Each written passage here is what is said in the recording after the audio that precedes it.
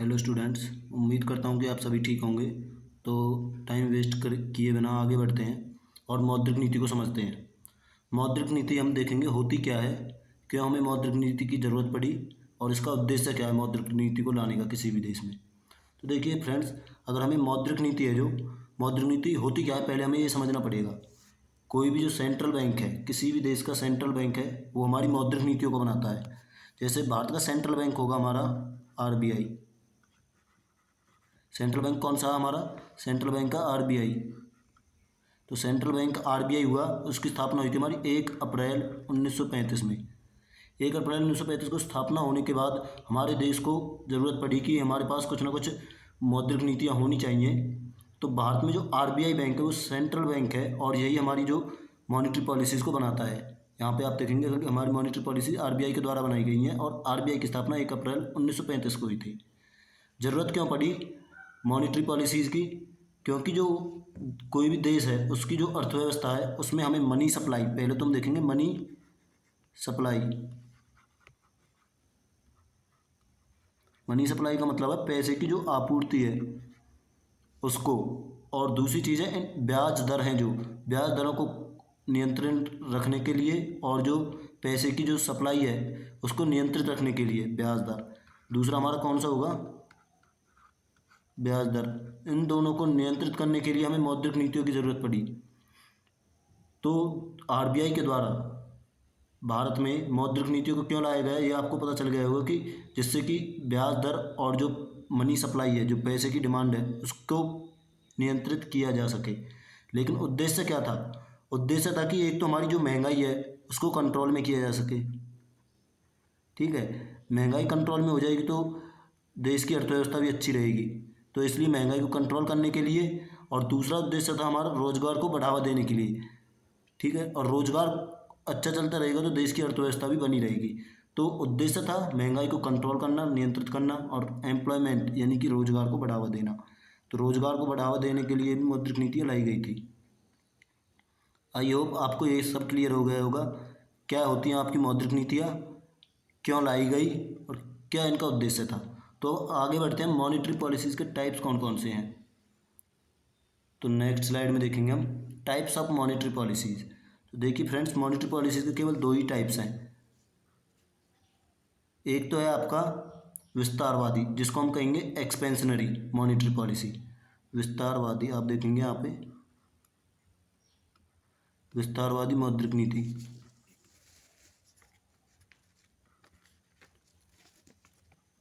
और दूसरा है आपका संकुचनवादी यानी कि कॉन्ट्रैक्शन मॉनेटरी पॉलिसी। यही हम मेनली 2 पढ़ते हैं, संकुचनवादी और विस्तारवादी। ठीक है, उसको हम कहेंगे कॉन्ट्रैक्शनरी और इसको हम कहेंगे एक्सपेंशनरी। ये आपकी संकुचनवादी मौद्रिक नीति। तो देखिए कुछ नहीं है, वर्ड से ही इसका तो हो रहा है। विस्तारवादी का तो मतलब है विस्तार होना, कोई चीज़ ज़्यादा मात्रा में होना। संकुचन का मतलब है संकुचित, छोटी मात्रा में, कम मात्रा में होना। देखिए विस्तारवादी का मतलब है अगर हमारे पास जो RBI है, RBI क्या चाहेगा कि लोगों के पास व्यवसाय और पैसा अधिक से अधिक हो।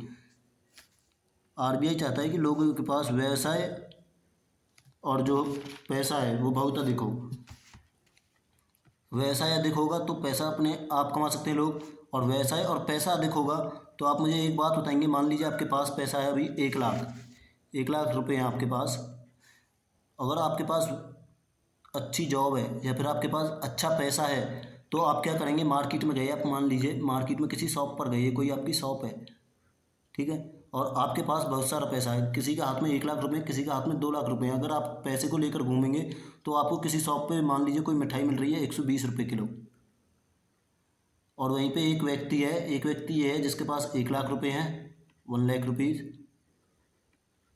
और एक व्यक्ति ये है जिसके पास 10,000 रुपये हैं। ठीक है, 10 की रुपीज़। तो अब आप देखेंगे कि इसके पास पैसा ज़्यादा है तो ये मोल भाव नहीं करेगा, ये कहेगा आपको 120 की देनी है, 120 की दीजिए, मैं इसको 120 की लेने के लिए तैयार हूँ। यही ये व्यक्ति संकुचनवादी, जिसके पास व्यवसाय कम है, RBI चाहेगा कि किसी के पास पैसा कम हो, लोन कम से कम बटे। लोन कम से कम बटेगा तो लोगों के पास पैसा कम आएगा, ब्याज कम जाएगा। जिनके पास जब ब्याज ज़्यादा होगा तो लोग हैं जो आपका कम पैसे लेंगे बैंक से पैसे कम गए तो लोगों के हाथ में पैसे कम आए। पैसे कम को ही हम कह देते हैं लिक्विडिटी, और किसी के हाथ में पैसे ज़्यादा होने तो वो लिक्विडिटी ज़्यादा है उस समय। ठीक है, तो अगर इसके पास पैसे कम है तो ये कहेगा कि नहीं मैं 120 की नहीं ले सकता, तो ये उस मिठाई को 120 की ना खरीद कर मोल भाव करके, मान लीजिए ये लेके आया 100 रुपये की, वहीं पे ये लेके आया 120 की। अगर सभी के हाथ में 1-1 लाख 2-2 लाख इस तरीके से ज़्यादा मात्रा में पैसे होंगे तो वो इस अमाउंट को कम नहीं कराएंगे, वो 120 में ही लेंगे। और वहीं पे जब पैसे कम हैं तो वो इस मिठाई को कितने में ले रहे हैं, 100 रुपये में। तो यहाँ से हम देखते हैं जब हमारे पास पैसा ज़्यादा है, लिक्विडिटी ज़्यादा है, या फिर तो उस टाइम पे आपकी जो महंगाई है वो तो बढ़ेगी। महंगाई क्या होगी आपकी, बढ़ेगी। और जब आपके पास पैसे कम हैं तो आप उस चीज़ पे मोल भाव करेंगे तो महंगाई आपकी उस समय क्या होगी, घटेगी। तो आपको इस ध्यान रखना है कि अगर पैसे ज़्यादा तो महंगाई ज़्यादा, पैसे कम तो महंगी कम, पैसे ज़्यादा तो महंगाई ज़्यादा, और पैसे कम तो महंगाई कम होगी। ठीक है। एक्सपेंशन, अगर हम इसको इंग्लिश में देखेंगे एक्सपेंशनरी, इंग्लिश में वर्ड लिखेंगे तो हम इंग्लिश में उसको बोलेंगे इन्फ्लेशन, महंगाई। तो दोनों वर्ड सेम साउंड करते हैं, इससे भी आप रिलेट कर सकते हैं। एक्सपेंशन और इन्फ्लेशन दोनों का वर्ड का मीनिंग सेम सुनाई दे रहा है, तो इससे भी आप पता लगा सकते हैं कि एक्सपेंशन मतलब इन्फ्लेशन बढ़ेगी आपकी, महंगाई को हम कहेंगे इन्फ्लेशन। ठीक है, तो महंगाई बढ़ रही है, आपको कॉन्सेप्ट समझना है। तो एक और तरीका देखेंगे हम, मान लीजिए आगे बढ़ते हैं, अगली स्लाइड में देखते हैं। मान लीजिए कोई बैंक है, यहाँ पे कोई व्यक्ति गया ए, इस व्यक्ति ने बैंक से जाके कहा कि मुझे लोन चाहिए। तो बैंक ने कहा आपको हम देंगे 5% ब्याज पर लोन देंगे, सालाना जो रेट है आपका, ईयरली जो रेट है उस दर पे। तो बैंक से हम जाते हैं, किसी भी बैंक से जाएंगे, वो कमर्शियल बैंक होंगे जैसे पीएनबी रहा, मतलब जो आपके प्राइवेट गवर्नमेंट जो भी बैंक है हम जाएंगे, या तो पीएनबी बैंक में जाएंगे, या हम जाएंगे एसबीआई बैंक, या फिर रीजनल बैंक जो अपने क्षेत्र के बैंक हैं, इन बैंकों में हम लोन लेने के लिए जाते हैं। तो मान लीजिए उस समय पर आपका जो रेट है 5% था, और जब आप अगली बार गए उस समय आपका रेट था 10%, कि अब हम आपसे 10% ब्याज लेंगे, यही व्यक्ति गया। तो मान लीजिए जब आपका बैंक का ब्याज कम था तो आपने पैसे ले लिया आसानी से लोन पर, मान लीजिए आपने 10 लाख का लोन लिया था उस समय। ठीक है, लेकिन अब ब्याज 10%, तो क्या आप लोन लेंगे, जी नहीं, आप लोन नहीं लेंगे। तो जिस समय आपका ब्याज दर कम है उस समय आप आसानी से बैंक से लोन ले पा रहे हैं, बैंक से आपने लोन ले लिया तो आपके पास कैश रुपए आ गए, कैश रुपए आ गए हैं आपके पास, तो आप क्या करोगे, खर्चा खुल के करोगे, खुल के खर्च करोगे, तो आपके पास जो भी पैसे हैं आप उससे जो भी चीज़ें खरीदेंगे उसे उसी रेट पे खरीदेंगे जिस पे दुकानदार दे रहा है। और उस समय दुकानदार तो अपना प्रॉफिट देखेगा, दुकानदार अपना प्रॉफिट देखेगा, तो मान लीजिए वो 100 की जगह उस चीज़ को 200 में दे रहा है तो आप 200 में भी लेंगे, क्योंकि आपके पास पैसे ज़्यादा है। पैसे ज़्यादा है तो आपने 200 में भी चीज़ ली, आपने उसका रेट कम नहीं कराया, तो उससे क्या हुआ, चीज़ क्या हो गई, महंगी, महंगी हो गई, तो आपकी क्या आ गई, मार्केट में महंगाई आ गई। यहीं पे देखिए आपने लोन नहीं लिया, या फिर मान लीजिए ले भी लिया तो आप कम लोन लेंगे, मान लीजिए 2 से 3 लाख लोन लिया आपने। ठीक है, अब आपने लोन कम लिया फिर आपने लिया ही नहीं, तो उस समय आपको 200 की चीज़ आप 200 में नहीं लेंगे, आप उसको या तो 150 160 मोल भाव करा के उस चीज़ को आप कितने में लेंगे, कम दाम में लेंगे। कम दाम में लेंगे तो मान लीजिए वो आपके लिए कम दाम नहीं होगा, सभी के लिए कम दाम होगा। सबके पास पैसा कम है तो सभी कम दाम में ले रहे हैं चीज़ को। मान लीजिए उसने 170 में ली तो 30 रुपये कम में ली पहले से, अब आप उस चीज़ को कम दाम पे ले रहे हैं। कम दाम पे लेने का मतलब महंगाई कम है, तो मार्केट में जो महंगाई क्या हो गई, कम हो गई। ये तो हमने देखा कि हम जब लोन लेने जाते हैं हम किससे जाते हैं, बैंक से। पर क्या बैंक आपसे लोन लेता है कभी आके, नहीं, बैंक आपसे लोन नहीं लेगा। बैंक किसके पास जाएगा, बैंक जाएगा बैंकों का जो फादर है एक तरीके से, आरबीआई, या तो आप उसे बैंकों का बैंक कहिए या फिर अपनी समझ के लिए कह दीजिए, बैंक अपने पिताजी के पास गए जो है उनका आरबीआई, तो बैंकों का बैंक है आपका आरबीआई, वो उसके पास जाते हैं। तो उसके पास जाएंगे तो वो उससे लोन लेंगे, तो बैंक जो लोन देता है वो है रेपो रेट, रेपो दर पर, रेपो रेट। ये कुछ टूल्स हैं, हम इनको आगे भी समझेंगे, आगे की स्लाइड में समझाऊंगा मैं आपको। वो टूल्स हैं जिनके आधार पर जो मौद्रिक नीति बनाता है कोई भी सेंट्रल बैंक, आरबीआई बैंक हमारा सेंट्रल बैंक। तो इसको मैं अगली स्लाइड में समझाता हूँ आपको। तो देखिए, tools of monetary policy, tools कौन कौन से हैं आपके, टूल्स हम समझेंगे टूल्स कौन कौन से हैं। एक तो है आपका कैश रिजर्व रेशो, जिसको हम शॉर्ट में कहेंगे CRR। आप इनको चाहे हिंदी में समझे चाहे इंग्लिश में, टर्म्स पे ध्यान मत देना, आपको समझना है, कॉन्सेप्ट लेके आना है, ठीक है। CRR एक आपका SLR, ठीक है। CRR SLR मेनली हम 4 तरीके देखते हैं, लेकिन 5वां भी होता है आपका, उसको भी मैं दिखाऊंगा आपको। एक आपका आएगा रेपो रेट, एक आपका आएगा reverse repo rate, reverse repo rate, ठीक है। एक आपका आएगा ओपन मॉनेटरी ऑपरेशंस, यानी कि खुले बाजार की मौद्रिक नीति। देखो जो इसको आपको हिंदी में समझना, मैं उसको आपको हिंदी में भी लिख के दिखाऊंगा। जो टर्म्स आपकी हिंदी इंग्लिश में कोई डिफरेंस नहीं है, उनको मैं थोड़ा जल्दी लिख रहा हूँ, इसलिए राइटिंग पे ध्यान नहीं देंगे, आपको समझ में आना चाहिए कॉन्सेप्ट। खुले बाजार की मौद्रिक नीति, ठीक है। खुले बाजार की मौद्रिक नीति। देखिए अब मैं देखता हूँ यहाँ पे, मान लीजिए RBI बैंक है सबसे पहले। कौन सा बैंक है? RBI, सॉरी, आपके पास बैंक कौन सा है? RBI बैंक, बैंकों का बैंक।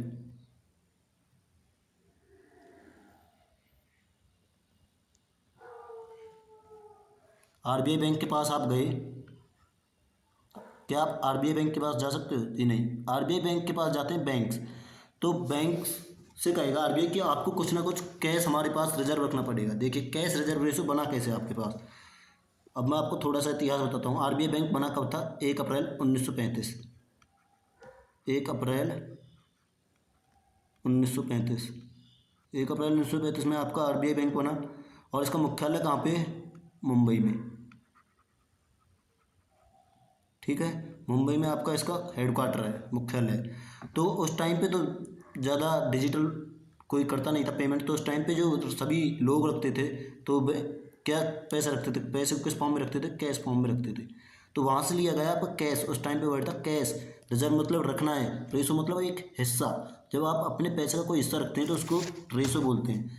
तो बैंक ने लिखा ना, RBI ने, कि किसी भी बैंक से कि आपको कैश रिजर्व रेशो रखना पड़ेगा आपके पैसे में से। मान लीजिए किसी बैंक के पास 100 रुपये थे, कितने थे? 100 रुपये थे, और उस टाइम पे मान लीजिए जो बैंक CRR लेता था वो था 4%। कितना लेता था? मान ली 5% मान लिया मैंने, 5%, क्योंकि ये बदलते रहते हैं, इनका कोई फिक्स नहीं है, साल में बदलते रहते हैं, तो इसलिए हम सीधा एग्जाम्पल से कंसिडर करके चल रहे हैं, ठीक है।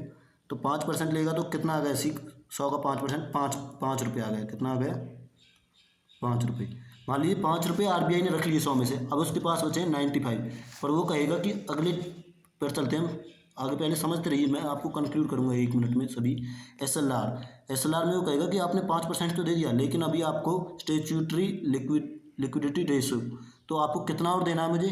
वो कहेगा कि आपको अभी 20% और देना है। मान लीजिए आपने 20% दे दिया, 20% भी दे दिया, 5% भी। 20% देंगे तो कितना आएगा? 20 रुपये। टोटल गए 25 रुपये। तो बैंक के पास कितना बचा है? 75 बचा हुआ है। RBI के पास जमा तो कितने किए गए थे? 100। बचा कितना? 75। जमा कितने किए थे RBI के पास? सॉरी, बैंक के पास थे 100, उसके पास बचे 75, क्योंकि 25 तो उसने दे दिए RBI को। बैंक के पास थे 100, कोई भी बैंक हो सकता है, वो SBI, PNB, bank of Baroda, कोई भी बैंक है, उसके पास कितने रुपये थे स्टार्टिंग में? 100 रुपये थे। 100 में से 5 गए आपके CRR, 5%, 5 रुपये, 20%, 20 रुपये, 100 का हो गए SLR में। टोटल 25 रुपये गए, तो उस बैंक के पास बचे 75। स्टार्टिंग में 100 थे, तो ये 25 गए किसके पास? RBI के पास। जब RBI के पास 25 रुपये चले गए तो उसके पास कितना बचा? 75। तो मान लीजिए स्टार्टिंग में उसके पास 100 रुपये थे, बैंक के पास कितने रुपये थे? 100। तो किसी को भी लोन दे सकता था उस टाइम पे, वो लोन देगा, कम रेट पे लोन दिया उसने। CRR था 5%, CRR 5% था, उसने लोन दिया तो उसने लोगों के बीच में पैसे को बांटा, लोगों के बीच में पैसा आया हाथों में, तो महंगाई क्या होगी? बढ़ेगी, क्योंकि वो किसी भी चीज़ को आसानी से खरीद पाएंगे ज़्यादा दाम पर। यहाँ पे क्या होगी? महंगाई बढ़ेगी। कब? पहले CR मान लीजिए 5% था, RBI ने दिया, RBI के पास 5 रुपये गए, 95 थे, ठीक है। अगर 5 ही रुपये गए तो 100 में से बचा कितना बैंक के पास? 95। अब नेक्स्ट टाइम इसने 10% कर दिया तो इसके पास कितने बचे बैंक के पास? 90। 15% कर दिया तो कितने बचा बैंक के पास? 85। ये RBI लेता है CRR। मान लीजिए 20% लेगा तो कितने बचेंगे? 80। ऐसे ही आरबीआई में अब हम देखते हैं, अगर सीआरआर का रेशो बढ़ता जाता है तो उसके पास, बैंक के पास पैसे कम बचेंगे। बैंक के पास पैसे कम बचेंगे तो लोन भी कम बांटेगा। लोन कम बांटेगा तो इसका मतलब क्या है, लोगों के हाथ में पैसा कम आएगा। कम आएगा तो उस समय हम कहेंगे कि महंगाई कम है। लेकिन जब उसके पास पैसे ज़्यादा हैं, वो ज़्यादा पैसे बांटेगा लोगों के बीच, उसने पैसे ज़्यादा बांटे तो लोगों के हाथ में ज़्यादा पैसा आया। ज़्यादा पैसा आया तो क्या होगा, महंगाई बढ़ेगी। पैसा कम, आपको ये देखना, बैंक के पास पैसा कम बचना चाहिए हर हाल में। आपको बैंक के पास पैसा कम बचना चाहिए हर हाल में। आपको बैंक के पास पैसा क्या करना है, कम बचाना है। कब बचेगा कम, जब वो ज़्यादा के सीआरआर देगा। मान लीजिए सीआरआर 5% दिया एक बार उसने, फिर 10% दिया, फिर 15% दिया, फिर 20% दिया। तो 100 रुपये में से यहाँ पे 20 गए, डायरेक्ट निकालेंगे 20%, यहाँ पे 15% गए तो 15, फिर 10 गए, फिर 5 गए। तो उसकी जेब से पहले 5 रुपये निकले, 95 बचे। 10 निकले, 90 बचे। 15 निकले, 85 बचे। 20 निकले, 80 बचे। सॉरी। तो यहाँ पे 80 रुपये बचे हुए हैं उसके पास, यहाँ पे 85, यहाँ पे 90, यहाँ पे 95। तो इसमें पैसा ज़्यादा है तो वो ज़्यादा बांटेगा। ठीक है, इसमें पैसा ज़्यादा है तो पैसा ज़्यादा बांटेगा।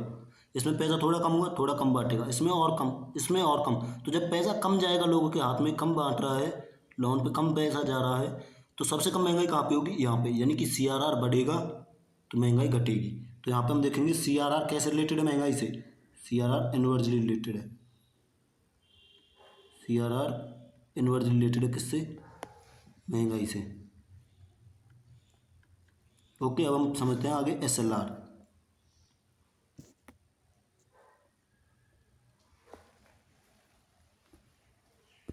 एसएलआर देखिए, अब हम एसएलआर होता क्या है, स्टैट्यूटरी लिक्विडिटी रेशियो।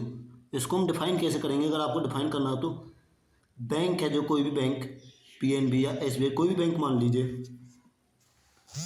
अगर वो सरकारी बॉन्ड या सेना में अपना पैसा निवेश करता है तो, क्योंकि पिगी बैंक है एक तरीके से, एसएलआर किसी भी बैंक का पिगी बैंक है, उसे निवेश करना ही पड़ेगा। मान लीजिए किसी बैंक के लिए एसएलआर 18% है। कितना है, 18%। किसी बैंक के पास के लिए एसएलआर 18% है, उसने 18% इन्वेस्ट किया। 100 में से 18% इन्वेस्ट किया तो बचा कितना है उसके पास, 82। तो 82 में से लोन बांटेगा। ये 18% तो गया, क्योंकि वो जाएगा सरकारी निवेश में, किसी सरकारी बॉन्ड में, सेना के पास जाएगा। गया तो 18% आपके पास वापस नहीं आना बैंक का। तो 82 में से मान लीजिए 82 लोगों को लोन देना है उसे, तो 1-1 रुपये आएंगे।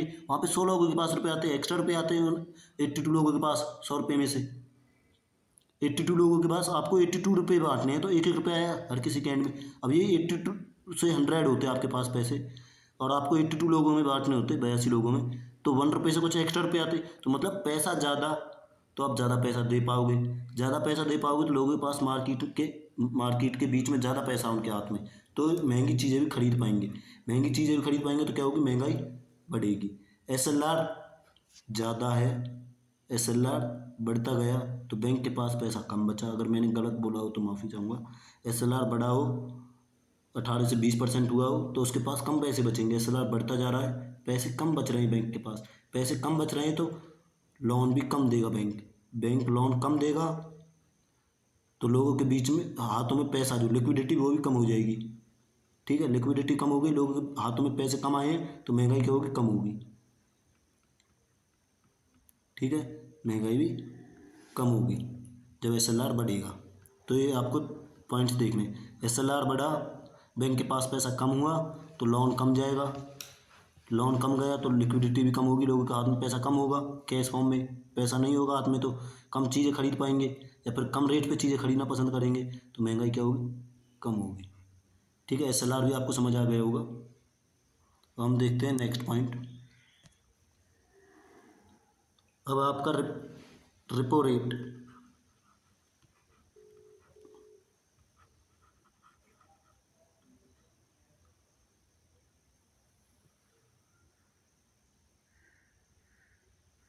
रिपो रेट क्या होता है आपका, जिस पर बैंक आरबीआई से पैसा लेता है, वो रेट। मान लीजिए आरबीआई बैंक है और ये आपका कोई बैंक है, इस बैंक को पैसे चाहिए तो ये आरबीआई के पास जाएगा कि मुझे पैसे दे दीजिए। आरबीआई के पास गया, पैसे लिए बैंक ने, अगर इसने पैसे लिए हैं तो जिस रेट पे इसने पैसे लिए हैं वो रेट होगा आपका repo rate. Generally repo rate 2 से 14 दिन के लिए जो ब्याज दिया जाता है, 2 से 14 दिन के लिए दिया जाता है रेपो रेट। तो बैंक को ज़्यादातर इतना ही लेता है नॉर्मली, क्योंकि उसके पास पैसे होते हैं, कम कम ही ज़रूरत पड़ती है, बट लेगा तो रेपो रेट पे लेगा। अभी रेपो रेट कितना है?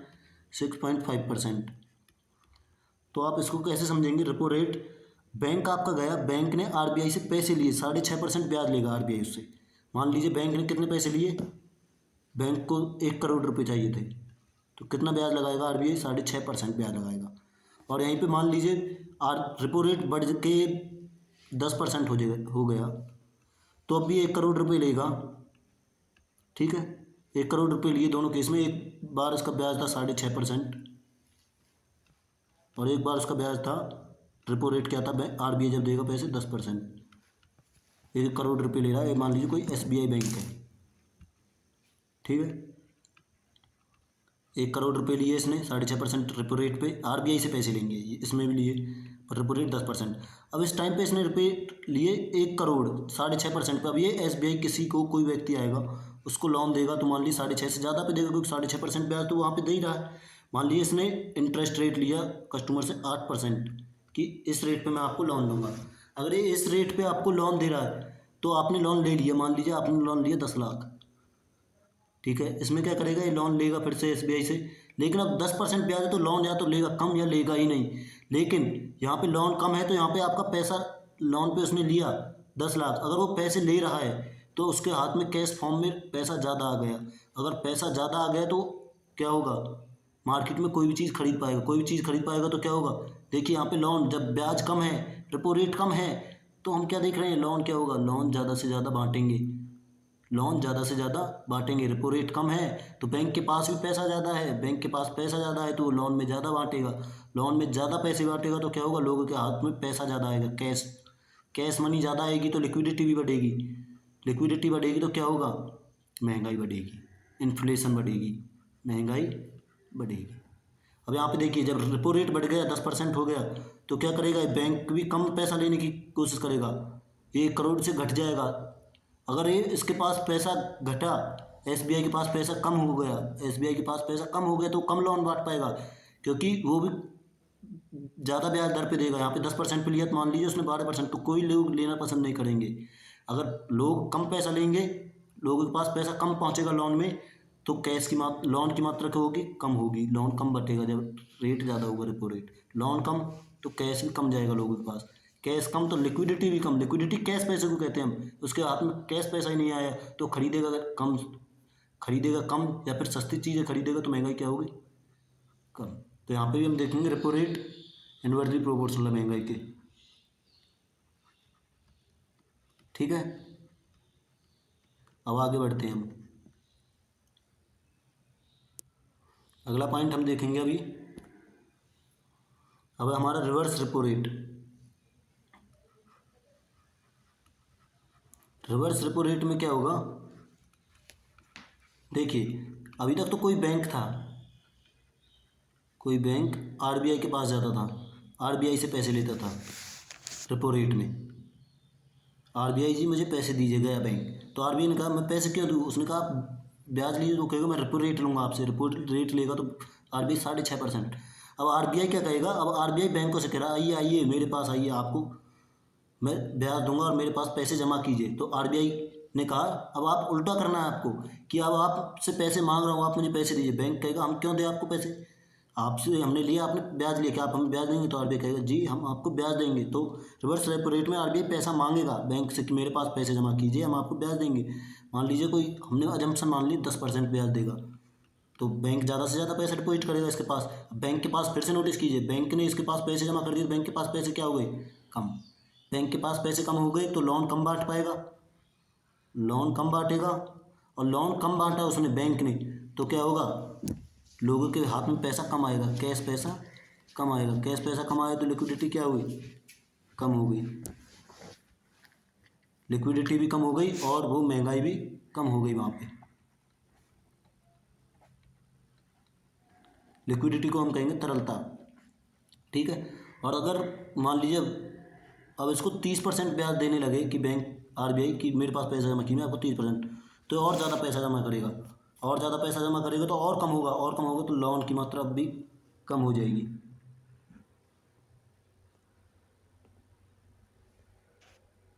ठीक है, मतलब जितना आपका रिवर्स रेपो रेट बढ़ेगा महंगाई उतनी ही कम होगी।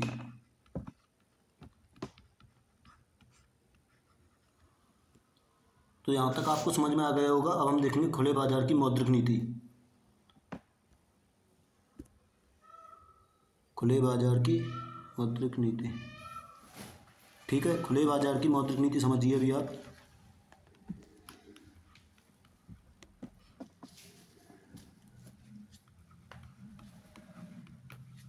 खुले बाजार की मौद्रिक नीति देखिए होती क्या है। खुले बाजार की मौद्रिक नीति अगर हम समझे तो इसमें करता क्या है। खुले बाजार की मौद्रिक नीति होती है आपकी, हम सिंपल वर्ड्स में बोले तो आरबीआई की खरीद बेच, आरबीआई द्वारा की गई खरीद बेच, खरीद और बेच, खरीदना और बेचना दो वर्ड है। किसी से आपने कोई वस्तु खरीदी, उसको पैसे दिए तो आपको खरीद कहेंगे। अगर आप किसी को बेच रहे हैं, उससे पैसे ले रहे हैं, तो वो होगी आपकी बेच। तो बॉन्ड खरीदेगा, खरीद और बेच किसकी होगी, बॉन्ड की। कोई पेपर होगा, बॉन्ड मतलब कोई पेपर, और यहाँ पे बेच भी किसी बॉन्ड की होगी। ठीक है, तो आप समझेंगे कैसे इसे। इसका मतलब मैं कहना क्या चाहता हूँ, बॉन्ड बेचकर पैसा घटेगा, बॉन्ड बेचकर पैसा घटेगा, बॉन्ड बेचकर पैसा घटेगा, बॉन्ड खरीद कर पैसा बढ़ेगा, बॉन्ड खरीद कर पैसा बढ़ेगा। ठीक है, इसका मतलब है आरबीआई है जो बॉन्ड बेचेगा, आरबीआई ने मान लीजिए बॉन्ड बेचा तो बैंकों का पैसा कम होगा ज़्यादा होगा। आरबीआई ने बॉन्ड बेचा तो बैंकों का पैसा कम, बैंकों का पैसा क्या होगा, कम। बैंकों का पैसा कम होगा तो महंगाई क्या होगी, घटेगी, क्योंकि वो लोन कम बांट पाएगा। ठीक है, दोबारा से समझिए। आरबीआई है जो वो बॉन्ड बेचता है तो बैंकों का पैसा घटता है, बैंकों का पैसा घटेगा तो बैंक कम पैसे लोन पर देंगे, कम पैसे लोन पर देंगे तो लोगों के हाथ में कम पैसा आएगा, कम पैसा आएगा तो महंगाई घटेगी।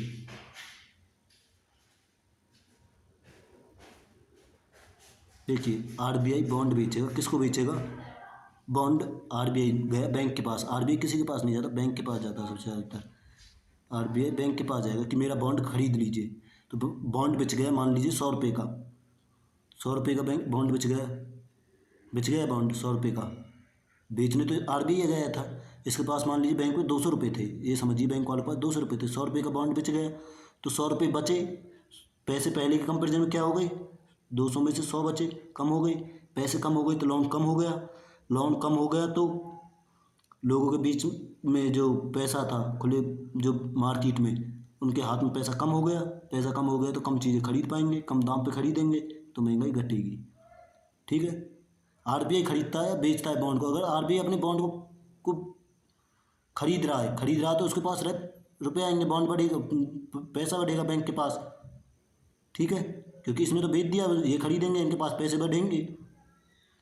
बेच में उसने बेच दिया बैंक को तो पैसे तो इसके पास आए ना, आरबीआई के पास, आरबीआई के पास पैसे आ गए तो बैंक के पास देखिए ना, बैंक के पास क्या हुआ, बैंक को नोटिस कीजिए, बैंक के पास पैसे कम रखने हैं आपको, बैंक के पास पैसे कम आ गए तो बेच कम, सॉरी बैंक के पास पैसे कम आ गए तो लोन कम, लोन कम तो लिक्विडिटी भी कम, या फिर लोगों के हाथ में कैश पैसा कम, कैश पैसा कम तो वो कुछ भी चीज़ कम दाम पे खरीदेंगे या फिर खरीदेंगे ही नहीं, तो महंगाई अपने आप गिरती चली जाएगी।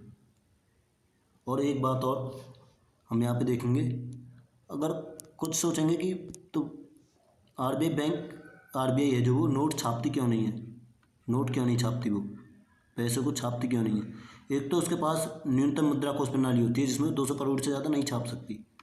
ठीक है, पहले 400 करोड़ था, अभी 200 करोड़ है, नहीं छाप सकती। दूसरा रीज़न ये है, कोई भी देश अगर मान लीजिए उसने पैसे छापना स्टार्ट कर दिया, एक बार उसने पैसे छापे तो मार्केट में सभी के पास हाथों में पैसा होगा, पैसा ही पैसा, पैसा ही पैसा, हाथों में पैसा है तो वो किसी भी चीज़ को खरीदने के लालच में आ जाएंगे कि ये चीज़ अच्छी लग रही है तो उसे खरीदेंगे, खरीदेंगे तो उसी दाम पे खरीदेंगे जिस पे सामने वाला दे रहा है, दुकानदार उसको, सेलर। तो अगर उसी रेट पे खरीद रहे हैं तो महंगाई क्या होगी, बढ़ेगी, महंगाई बढ़ेगी तो अर्थव्यवस्था डगमगा जाएगी, किसी भी देश की अर्थव्यवस्था खतरे में आ जाएगी। इसलिए कभी पैसे नहीं छापे जा सकते इस तरीके से। ठीक है, लिमिटेड मात्रा में पैसे छापे जाते हैं। आई होप आपको समझ आ गया होगा। Okay, thank you.